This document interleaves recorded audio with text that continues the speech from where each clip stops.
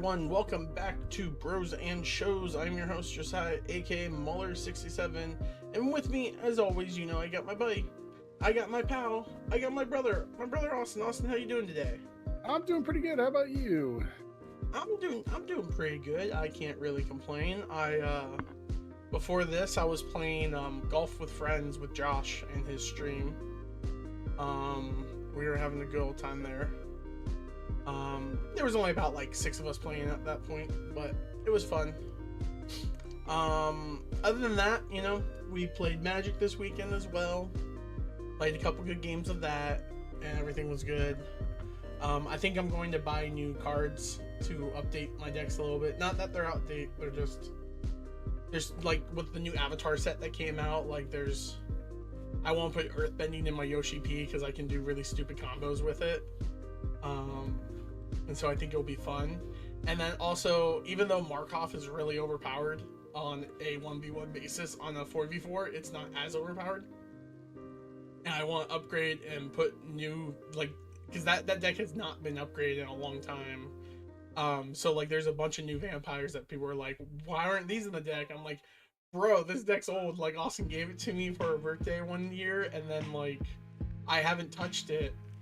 And it's been 2 or 3 years, and there's a bunch of new vampires that come out. So I'm thinking about updating some of that as well as updating my elves, because Lorwyn's coming out here soon in January, and I'm really excited for that because I really want to make my decks more interesting than Fraelis, which is just a token creator. So I've been using the Mother Matron instead, which isn't as impactful as a lot of other ones, but it is still they're elves. What the freak are you gonna do? It's until the Lorwyn Eclipse comes out, the elves are just elves. What's up with that? Yeah. But yeah, no, that's basically all that's been going on with me, Austin. You doing anything fun this weekend, MLS, since we didn't get to no, so last week we couldn't make it, and I forgot to tell you until when the show almost happened. I was like, oh crap, I forgot to text him. So for a Christmas gift, Sid, we took our foster kid down to Cincinnati, and we went to the Great Wolf Lodge to let him swim and have fun on the water slides and stuff like that. So we did that, and then we went to the Polar Express. We did a Polar Express, which was really a lot of fun. And then we ended everything with an Activate game place. It's kind of like a game ground place where you go in and there's different games you can play. There was basketball, and then there was do the buttons. It was all teamwork stuff. Stylization stuff. Or? No, it's more of it's little these little rooms that you can go into all the time when you got time, and then you have a certain amount of time that you can play in those rooms. So they had hoops, competitions against each other. They had a whole floor that was light up, and it was go on the green spots, and then you would have to go, before time expired or whatever. It was just a whole playgrounds place where it was just all these cool, different, fun little games you guys can play together. Yeah. Which was a lot of fun. We had a lot of fun. He had a blast. That was one of his Christmas gifts. And then I just been enjoying my time off. I just was trying to play guitar 2 nights ago, and a couple of my strings snapped on me, so I had to go get that done tonight. And I was like, yeah, well, I'll just go get someone else to do it, not me. And why don't you do it? Well, I did it last time, and nothing against it, but the thing is I have anxiety when I do it, because when I go to tune, it's and it does that click on the pins, and it drives. I'm like, ah! I'm like, no. I get, especially when you're dealing with metal wires, because that's the same issue that I don't want to tune my harp that I was given. My friend gave it to me. I'm super thankful that he gave it to me. It's made of metal. It doesn't use ukulele strings or anything like that. And so whenever I tune that baby and I hear the metal and I'm just it's going to snap and slit my throat. That's what goes through my mind. So I'm like, yeah, you know what? I don't need to learn harp. It's a nice little lyre. It's not a harp. It's a lyre. And I'm like, it's a nice little nice piece for the living room. Yeah, there you go. So yeah, did that. Been playing some games. like one I've been playing. I've been playing Balatro recently because Balatro I didn't know had challenges. So like you can do challenges, and like one of my favorite challenges I just did was like you start off with all eggs, and then sooner or later you get you start off with all eggs, and then you get the swashbuckler. And so then like you're just constantly trying to like up those value of eggs, and then you decide, do you want to sell one of the eggs, or like do you want to make this happen? So like I ended up like destroying that challenge because I ended up getting the knife. Like my eggs were like $120 a piece. So I was like, I'll just destroy all these. Like just get it. And I sold the swashbuckler, and I was doing like 300 like combo just multiplier. So it was nice. It was nice. You know, so I was doing that, and then recently we did Christmas. I got a lot of cool stuff for Christmas. Had a lot of fun. He had the best part was like getting him gifts. You know, like him opening up stuff, and I've been putting batteries and like all this cool stuff. He has like this gecko that you hang on the wall that's like suction cupped. Well, it's not. It's like vacuum sealed, and you can like drive it up and down the wall. And I'm like, it's so creepy. And then he got like a shark that goes in water, and it's got propellers, so like it has a shark button where it just like goes everywhere. So he puts in the bathtub and stuff like that. And I was like, now when you get older, I mean, when it's summertime, do not put this in the public pool. I was like, it's just going to terrify people. Like I know. And he's like, oh man. But we had a lot of fun. You know, we just hung out recently, just did all that other stuff. Working on my truck for a while, just trying to get like everything where I want it to be. Just cosmetically, and just, you know, I'm gotta fix the tailgate and stuff because the tailgate wouldn't come down. Got a bunch of ratchet straps and stuff. You just remind me of something, but I'm on camera. Hi. He was like, can I come in? And I was like, no, you're on camera, I can't allow that. So but yeah, no, we had a blast. I've had a blast with Christmas and everything like that. So really good time. Cool. So. I forgot to say, on my way home yesterday from my Magic the Gathering, I was driving home, everything was going good. Suddenly something jumped out in front of me. Oh man. And I hit a raccoon. I think it was a raccoon. It went straight into my grill. It broke the front of my car. Wow. Still drives perfectly good. Only it's not like destroyed. It's like there's like it's cracked in a little bit, and you can see like a crack in it, but it works perfectly fine. It looks perfectly fine, honestly. Not really any damage. She took it like a champ. That raccoon got up. He took it like a champ. Probably went somewhere else to die. And this is God's calling to me to make a raccoon deck in Magic the Gathering. I do. So I'm gonna make a raccoon deck now. And are you gonna get it repaired? I don't know. It's a 2016. It may not even be worth it to repair. Well, if you have comprehensive insurance, that stuff pays for that. So like, it does. Yeah, you just pay your deductible and they pay for that. Because like I have comprehensive because I live in Ohio. It's usually standard now. Yeah, where like if a deer would hit me, they repair it. They don't. I just pay the deductible. They don't go, oh well, you got to pay out of pocket because it's not covered. No, it's covered for like, you know, emergency damages like with animals, or you know, your parking brake doesn't go, or you get a crack in your windshield. That's what comprehensive does. It pays for it. Okay. So yeah, you can. And anyways, you don't drive it too much, so like you just drop it off at a shop, and then you're good to go. And then you can just when they're done, they're done. The issue I hate, and this is just the honest truth of it, is I absolutely hate the fact that it happened during the winter months. I'm like, why the winter months? I didn't want it to happen during the winter months. That sucks. Yeah. But what can you do? Yeah. Yeah. So anyways, Austin, I think it's good enough. We should jump into our show. Speaking about hitting things with cars, Austin, this week we watched Dandadan Season 2. It's funny that they don't have that theme song no more. I was so upset. Yeah, I know, right? So upset, man. That was a banger. It was a banger. I was showing my foster kid, like he actually started watching a little bit of it with me, and he was like, oh, this is pretty cool. I was like, okay. But I was like, we're not watching Season 1 though. Season 1 is a little bit out there, way out there. And it's got too much stuff going on. But he's at the age where he's a teenager. He knew. Yeah, he's starting to get to the age now that like the crude jokes or like the fan service, Yeah. he's looking for it now. Like he's starting to look Yeah. for that junk now. Yeah.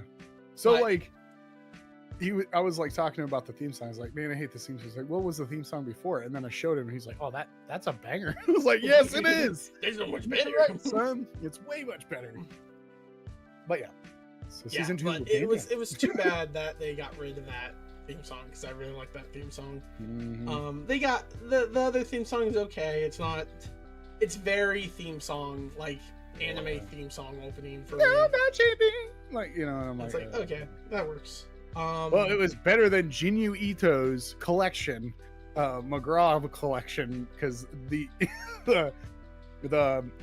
was it the nightclub music? the for a nightclub horror music anime after, is awful. after all the horrible stuff happens, and it's just like yeah. Like, what's what'd you think about that? happening Boom, here? boom, boom, boom, boom, boom, boom, boom. You just saw this whole house go into mold. Boom, boom, boom. What'd you Everyone think? died. Did you Yeah, like it? like, Was it good for you? yeah. So, But yeah, no. I mean, speaking about the show itself, Austin, what did you think of Dandadan season 2 in general? I enjoyed this season. I think it's a lot better than last season. Like, don't get me wrong. Last season was goofy and funny, and I like that. This kind of like steered away a little bit from being too goofy and funny, but Okay. I enjoyed the story a lot more. Like, there was parts where I died laughing. Like the whole worm, like being this like ultimate snake or whatever, and it's just like this. It's like a lost world. Yeah, like I was just like, I love this. 2,000 years. Like it's like, oh, dang, okay. I can see that there's a lot of influence from different animes that these people love. Because seriously, Deadeye Polly is a JoJo character. It is a screaming JoJo reference. On top of that, a lot of different references to different animes, like Gundam. Gundam was a huge reference to his last couple episodes. Yeah. And it was just great. I enjoyed this season a lot. I thought it was interesting. Like some of the, we got like, we got some villains, and then we got like a villain that, luckily, I don't know, because I know the movie came out, but I'm pretty sure it was like a recap of what we just saw. To my saw, understanding, like it was a recap. It was like a recap of it. So, because I remember watching the trailer and seeing Evil Eye, and I was like, oh, okay. And then when I saw this, I was like, oh, maybe it was a recap of the first 3 episodes. That's what it was. Okay, gotcha. But I enjoyed this season. I liked that they kind of started getting to a point where we got to see more involvement with him learning his powers. yeah, he actually had like the whole training arc with the music people. Yep. Which was phenomenal. I loved every minute of it. That was a callback to every to time, Mozart and all that. So here's the funny thing, right? When I watched that episode, the first thing that came out of my mouth is I'm like, if I hear Beethoven's symphony here, I'm going to be very upset. And then it instantly begins with the song, and I'm just like, they choose these people not because they're classical magical people. They chose it because they're royalty free. Because I'm like, it's the same issue with Read or Die when we watch Read or Die. It's like they chose Beethoven because it was royalty free. So it's like, it was just funny. But that whole episode was, it's like weird to me. Like I get it. It was a good episode. It like teaching him how to deal with his power. It still doesn't make much sense as a like training montage. It's like, you're just out of tempo. You have to learn to do better tempo. And it's like, what does that have to do with like fighting and like speed punching and everything? Like, it doesn't make much sense to me. So I'm like, I don't know, man. You have fun then, girl, I guess. No, I enjoyed this season. The only thing I will say about this, and it's just me being who I am, I think maybe the emotional episode that they were going for, which was when I'm trying to think of his name, because I call him Evil Eye because that's what they call him. Yeah, like that episode was meant to be really sad because the kid just wants to play and he wants to be out and stuff like that. Yeah. Here's the problem that I have with some types of like stories. Sometimes they try to overtop like what they're trying to do, and sometimes you come out hitting hard, and then you know, if you're good enough, you'll come out and hit another hard. I don't believe it hit me as hard as season 1 when with the dancer. Oh no, I think the dancer one was so much heavier. It was so much heavier. I bawled. Yeah, that. Yeah, I freaking bawled my eyes out too on that episode. I distinctly remember that episode for that reason. Was it me and my friend Blake was hanging out? I think it was like Wednesday night or something like that. This week. And we ended up watching the first season of Dandadan. We didn't watch all the episodes. We watched like 5 episodes, and then I got tired and I hit out. But I distinctly remember, like, when we were sitting there watching it, I was like, the episode with the dancer, when you learn the background of the dancer character, I cried. Have like weeping cry when I watched that, because it hit me in a way that I wasn't prepared for when you're watching Dandadan. Yeah. And so like I warned him, and then he like finished it and he messaged me. He's like, the series is really horny, but I get what you mean. So it made me laugh. But yeah, no, like I agree. I didn't feel like when they showed like the Evil Eyes like background and him being like he's stuck in there, they didn't go into detail why he's stuck in there. Yeah. Or I guess they like passively stated like he had like a disease or something like that. But like, and then he was like burned for being a witch. I don't quite remember everything with him, and I'm like, so that part gave me bad flashbacks to Game of Thrones. Oh no, 100%. When I saw that, I'm just like, for the oh freak, the what's the god they served? The like Red Father or it was the light. The light, the god of Father, light. The god of light, something like that. Yeah. Well, the god of light, Stannis. Now, when you go and take Winterfell, you will win. Oh, freak! Never mind, didn't work. Guess you killed Jadar for nothing. Yeah, well, Rhiannon Tarth got her way. Yep. In which that one of my favorite characters. I love Stannis. So, but that scene is hard to be like, oh man, this sucks. Like that kid died for no reason. And that's how I felt with this. Like, it brought that back, because the thing is like, I don't know. It was just I got where they were going emotionally with it, but it just didn't hit me as hard. It also doesn't.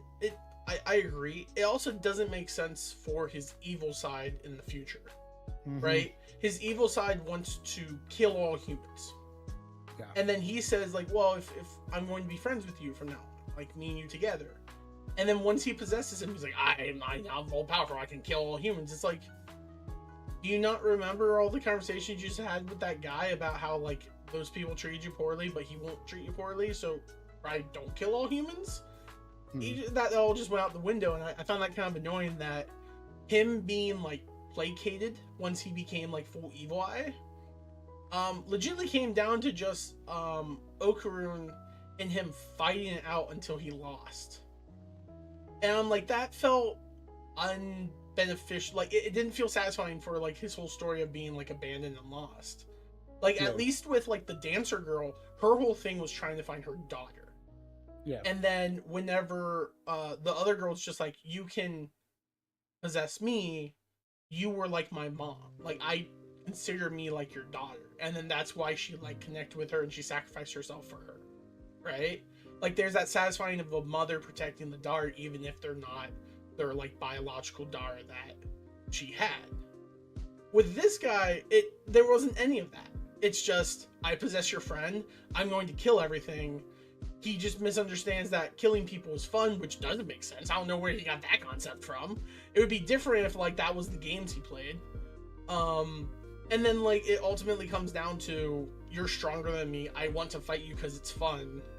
And he's like, well, I'm not going to fight you except once a week, and you can't kill anyone, blah, like all this like stuff. And it's like, it just doesn't feel good for the concept. It worked slightly in the concept that he is a kid, and sometimes you have to like rope-a-dope the logic a little bit when it comes to kids to get them to act properly, but they're doing it for wrong reasons. It just it didn't hit as much as the dancer girl or her like finale thing, to where I kind of felt like, he's a cool character, cool concept. He reminds me very much of Vegeta from Dragon Ball Z. where it's like my only goal in life is to beat you, so I'm going to like train to beat you, and now I'm just suddenly super cool with all the other characters only because I aim to kill you. Like okay, I guess. I think they could have done better with that character and story. But you know what? Side note, completely let that by when they introduced the other kid. I did not care about the other kid. Nope, I did not either. I'm with you 100%. I found him very annoying and very, very cringe. Like to a point where like, they did that on purpose. They made him they made him specifically look ugly. They made him like irredeemable, nerdy, and they also made him like kind of a jerk as well. Yeah, like the cringe, like like it's over the top. He's very much he's basically that guy, right? He's a white knight. He's not even a white knight. He's not white knighting for girls. He can't talk to them. I don't know.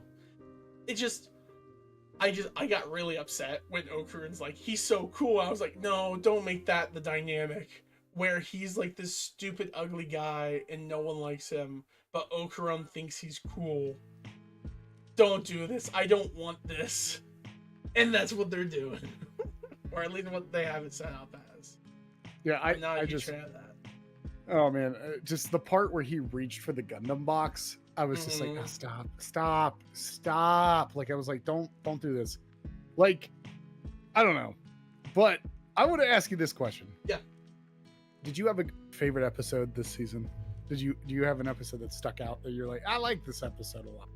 There was one for me, but I'm not sure. Give me a second. Let me.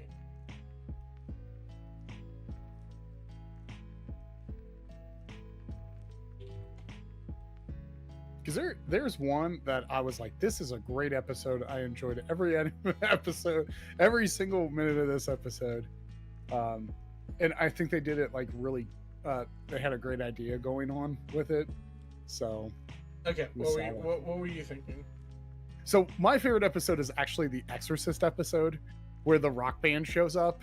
Oh, the rock band episode? It was like they were fumbling around. And I was like, they're going to be badasses. And the music that they had going was great. And I loved this whole aspect of like the dead, like souls coming to their music. And I was like, this is so cool. And I was like, I like this.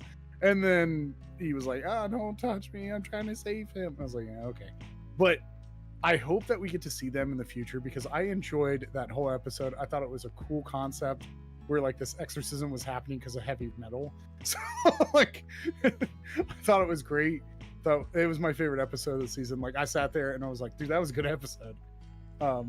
Yeah. But that, yeah. I think that's a really good episode. I really like the heavy metal people. Are they like an actual real band? I want to say because of how they were presented, like they're a real band. So here's the thing though. My phone picks up on audio, like when music plays and at the bottom it says what it is. It said a band, but I didn't look at it, but I'm actually going to re-listen to it and see if it's the band that lines up with it. But it is a song that it picked up on, like it knew what song it was. So that means like it's on Spotify or YouTube or something that they know. So I was like, oh, okay, we'll see. So I'm going to look into it because I enjoyed the music. It's very, very Japanese metalish. Yeah. And I was wondering like if Molly just knocked over something out, like the cup. I was wondering if I could find them real quick, but I'm not gonna worry. Yeah, I think one, I liked their style. They were very like hairstyle. What do you call them? Hair mail. Yeah. That was a good episode. I kind of agree with you on that. I don't know if I have an episode that I would just like instantly stop and be like, I like this episode. I will say, in the episodes with the hot springs, the old grandma who was like fighting them all that gets revealed to be an alien at the very end, that's voiced by Morgana. And I was like, oh my gosh, that's Morgana Ignis. That is the voice actor to Sally Mae from Elva Boss. That's the sister of Millie. And so I got really excited. I'm like, hey, I recognized her voice instantly. I think probably my favorite episodes was the Hot Spring like trilogy, like those 3 episodes where they kill the sandworm and they have to fight all that stuff. And I think I mainly liked the episode was because once the grandma showed up, she brought like all the friends, and I very much loved the alien's like baby child or daughter or whatever it is. I forget. I think it's a daughter, and she's like using the UFO and everything. She's like talking real chibi like, and I was like, okay, this is really adorable. It's cool that they have their friends that are now starting to like show up and help them out and everything.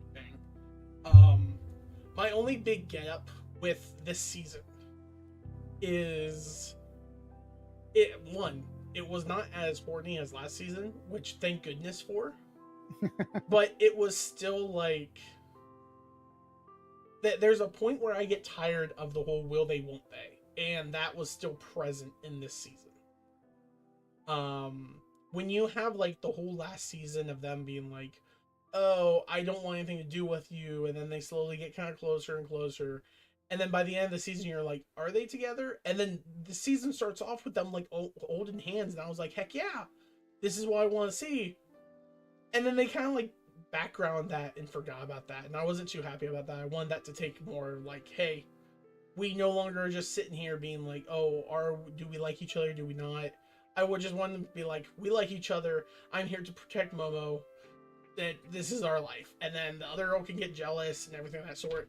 And then they end the season on a cliffhanger with the alien girl or whoever she is. The kaiju turns out to be alien, and she just kisses Okura for whatever reason. I'm like, why is she kissing him? Yeah. Why are they ending it with this cliffhanger of him being? Yeah, that's what I. Like, oh my gosh. Yeah, that was one thing that I will gripe about, is because like it was. They ended it like that. Like last season, they ended it on a cliffhanger. I get that, but this cliffhanger just I don't like it. I'm just like, okay, but this at least like there was like some explanation on like what was going on, because like the last cliffhanger that I remember was like the whole like tub, like when she went to the hot springs thing, and that was the end it was the end whenever the evil eye was like attacking them, and then the hot spring people showed up for her, which oof, that was anytime that hot spring gets involved, I instantly go like, oh, I don't know if I want to watch this episode. And when you told me like you let the kid watch with you, I'm just like, oh, well, you skipped episode 1. Yeah, we did. He watched the kaiju fight, and he watched the rock band episode. Okay, so honestly, those are great episodes to watch. Yeah. So he enjoyed it a lot. So here's a funny story. I actually looked up and I found the song. It's called Hunting Soul by Hayashiya, which is a resemblance of rock legends ex-Japan, leading an apology and temporary removal from Japanese streaming services due to copyright concerns. They removed the song that was originally on there. So they came up with a new song. And the guitarist for Dragon Force, which is Mark Hudson, was the person that was playing in that whole song. So that was really cool. And then Kyosho Tamamo in real life, supposedly. But they did say that it was a nod to a band called X Japan. So it was like supposedly they look like them. So I was like, okay, that makes sense. That's right. I thought it was going to be a straight up David Bowie reference. I thought one of them was going to be named like Jason Bowe or something like that, but they didn't. No, I was waiting for it. It's good for them, you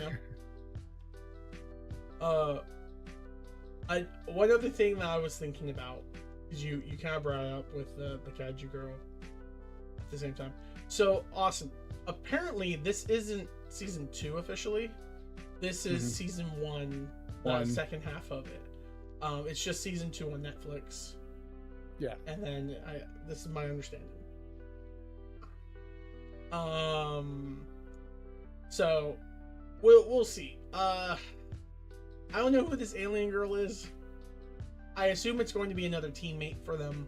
Because anytime they we have right now 2 ghosts, a psychic, and we probably need another psychic / like alien, because we got the one boxer dude who's an alien. So I mean, he can help us whenever the time comes. And his son, his daughter, or his son, or whatever it is.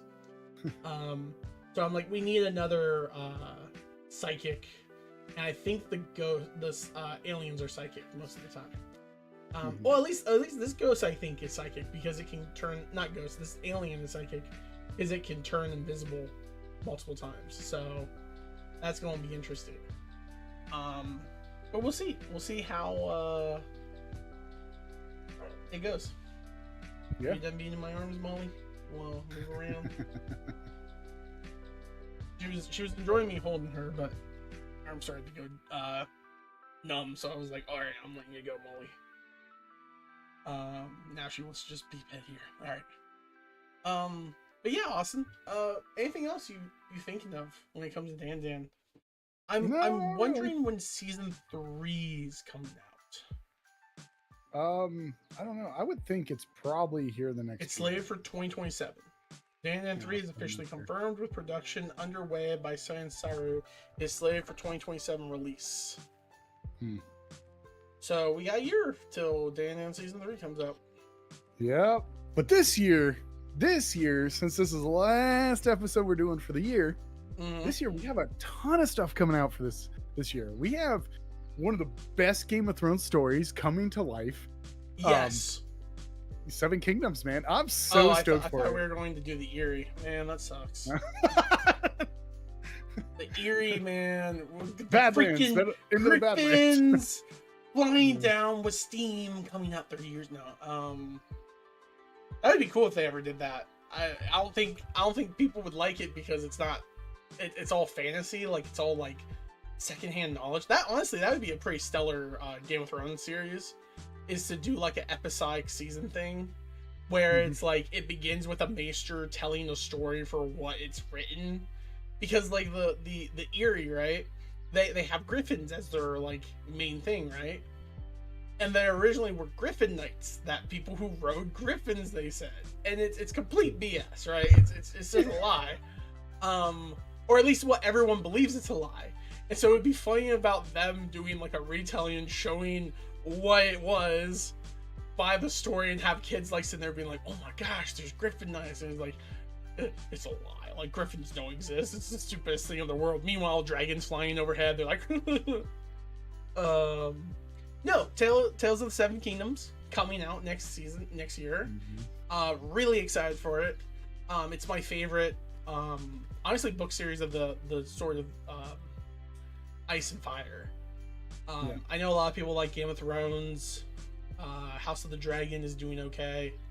That new season of that comes out too this year. New season of that comes out, which I was confused. I thought they said they were going to like interchange them. Like 1 year it's going to be House of Dragon, the next year it's going to be 7 Kingdoms, then back and forth. So that way there's always a Game of Thrones thing happening that every year. But I guess not. I guess they postponed that, because I think the 7 Kingdom was supposed to come out this year. Yeah, it was supposed to come out. It was slated for December, and then they pushed it to January. Yeah. Because I was like, oh man, we gotta wait an extra month for dunking an egg. So.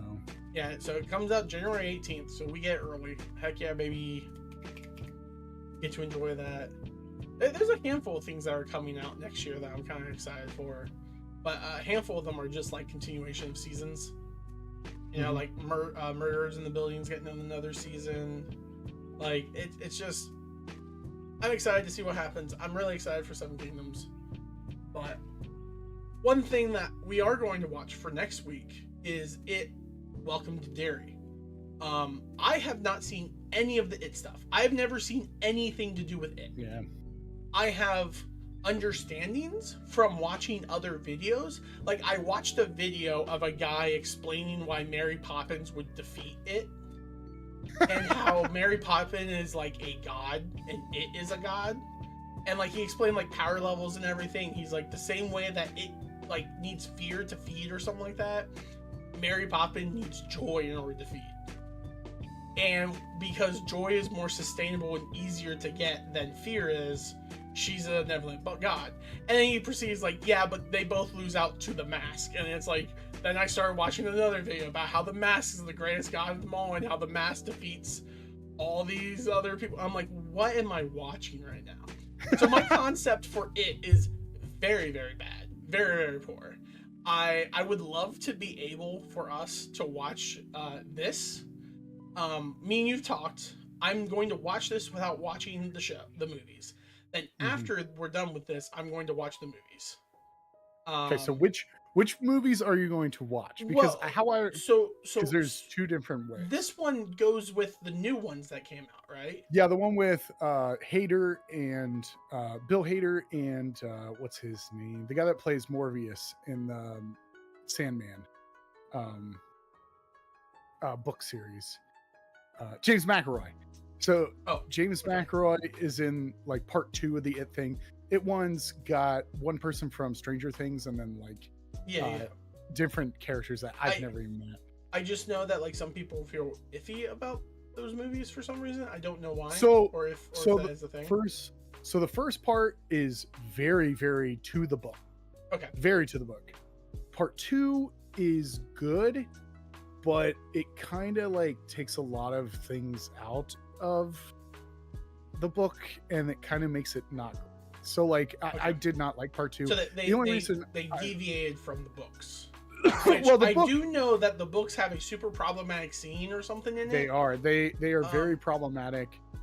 Okay. Very, very of its time, and Stephen King was on drugs. Yeah, that's the number one thing I've always hear about. Is just Stephen King was like packing down the powder at that point. So it's like he wrote some really outlandish things, and honestly, like that was part of the selling factor was he wrote this really outlandish thing.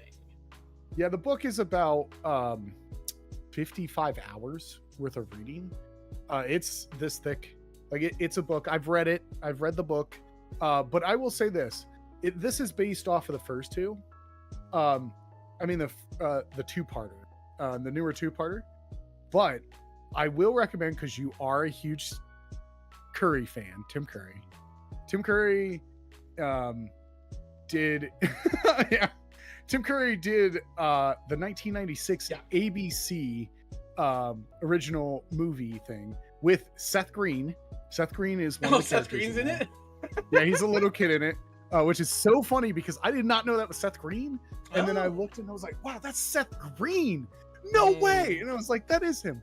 But, you know, it was made for TV. Like, at that time, ABC was doing a lot of, like, Stephen King adaptations, like Storm of the Century, Red Rose, Christine. A lot of those were being those. So this one's kind of a little toned down. There's a lot of stuff that's accurate with the book with that. And then there's more stuff accurate with the other part, too. But they do take out the biggest part that is very controversial. So I get that. But it's exciting because I can't wait, because I've always wanted someone to talk to about this, because there's a lot of different like theories on this, and a lot of different theories on like what Pennywise is and like, you know, what certain things are. And I could answer a lot of those questions, but there's also a lot of things that are kept up to like the reader thinking of like, what really is he? So like, I want a new perspective on it. I'll be like, yeah, this is kind of nice. So it's something that we talked about for a while. I was like, hey, have you ever watched these movies? You're like, no. And I was like, okay, well, we're going to have to watch these movies so that you know what's going on with Pennywise. So I have watched the first 2 episodes of this show. And then I kind of fell off because I was in between watching a whole bunch of other stuff. Yeah. So, yeah. Okay. Well, I knew about the Tim Curry one. My original thought process for what I would do is watch It to Juryville, then watch the movies of It. And then after that, enjoy a good time with Tim Curry to myself. Maybe get some wine or something like that and just be like, Tim Curry. Yeah, so the Tim Curry was a 2-parter, but then when they released the movie, they put it together because it's only like an hour and a half long. And they had a 6-part. It was actually a 6-part series, like on ABC, and then they were like, let's condense this down to an hour and something.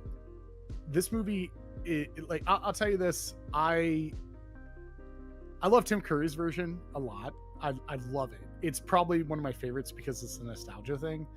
But part 1 of It, the newest one, I really enjoyed. I thought it was great. Part 2, Bill Hader carries the show. Like, I'm gonna be real with you. Bill Hader carries that whole thing, because he's just great playing one of those characters. So, but yeah, that's what we're watching. Welcome to Derry, the prequel to the original LL from It. From It, yeah. Welcome to Derry. Okay. I mean, awesome. I think that sounds great. I'm honestly pretty stoked to do that. Pretty stoked. So we'll see. Horror's not really my thing, so we'll see how much I like this or how much I don't, depending on how do I say it? How slow burn or how well done it is. I'll like it. If there's a lot of just needless jump scares that are not paid off in the form of like build up, we'll be fine. You'll get more jump scares for the Tim Curry one. There is one jump scare really bad in the first one, and after that, that's pretty good. That bodes well for it, because that's all that matters to me. That's all that matters to me. Yeah, because the problem I do have with jump scares in that movie suffers from it. When something happens and the jump scare happens, they make the audio so loud, and it just drives me nuts. I'm like, just stop it. I know you did a jump scare, I get it, but the audio is too loud for this. So get ready for that. So that is when they do the jump scare that has the audio blast. I'm like, oh my gosh. But I'm super excited, man. Stephen King has been like one of the authors that I love, and I've read almost all of his books except for I think like his newer books. So yeah, I'm super stoked. So all right. Well, yeah, I think that basically covers us for this week of Birds and Show, Austin. I appreciate you joining me as you always do. Thank you so much for joining us.